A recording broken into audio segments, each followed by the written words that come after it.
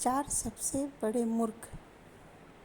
अकबर बीरबल की अक्लमंदी की परीक्षा लेने के उद्देश्य से उसे विचित्र कार्य सौंपा करते थे। ऐसा कर उन्हें अति आनंद की प्राप्ति की होती है। एक दिन दरबार में राजकीय कार्यवाही के मध्य अचानक अकबर बीरबल से बोले, बीरबल, इस राज्य के चार सबसे बड़े मूर्ख को हमारे सामने हाजिर करो। हम तुम्हें 1 महीने का समय देते हैं। तुरंत इस काम में लग जाओ। अकबर का आदेश सुन बीरबल आश्चर्यचकित हुआ, किंतु वह था तो अकबर का मुलाजिम ही। उसका हर हुक्म बजाना उसका फर्ज था। वह तुरंत 4 मूर्खों की तलाश में निकल पड़ा। 1 माह पूर्ण होने के उपरांत वह 2 व्यक्तियों के साथ अकबर के समक्ष उपस्थित हुआ। अकबर की दृष्टि जब 2 व्यक्तियों पर पड़ी तो वे गुस्सा गए। बीरबल, ये क्या, तुम 2 ही मूर्ख को लेकर आए हो? हमने 1 महीने का वक्त तुम्हें 4 मूर्खों को लाने के लिए कहा था। हुजूर, मेरी गुजारिश है कि अपना गुस्सा शांत रखिए और मेरी पूरी बात सुनने बगैर किसी नतीजे पर मत पहुंचिए। बीरबल अकबर का गुस्सा शांत करते हुए बोला। बीरबल की बात सुन अकबर का गुस्सा कुछ ठंडा हुआ। जहाँपनाह, ये रहा पहला मूर्ख। इसकी मूर्खता का वर्णन सुनेंगे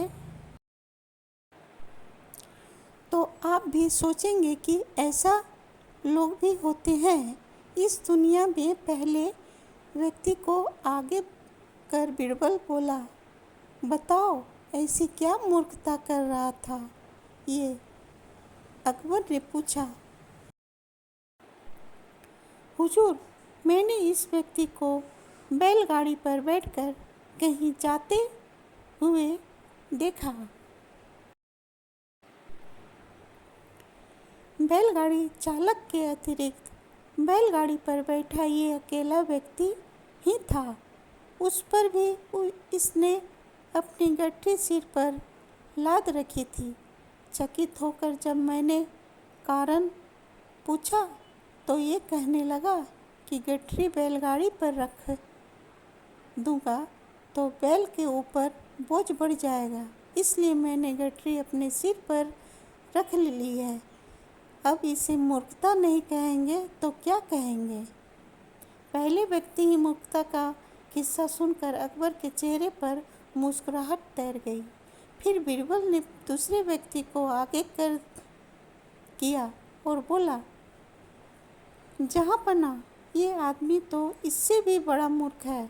एक दिन मैंने देखा कि ये अपने घर की छत पर भैंस लेकर जा रहा है। मुझे आश्चर्य हुआ तो मैंने पूछ लिया, लेकिन फिर इसका जवाब सुनकर मैंने तो अपना सिर ही पीट लिया। इसने बताया कि इसके घर की छत पर घास उगाई है,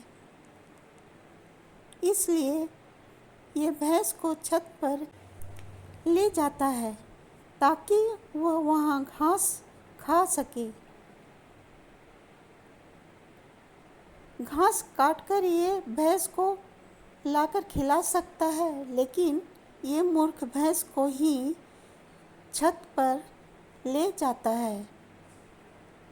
ऐसा मूर्ख कहीं देखा है आपने?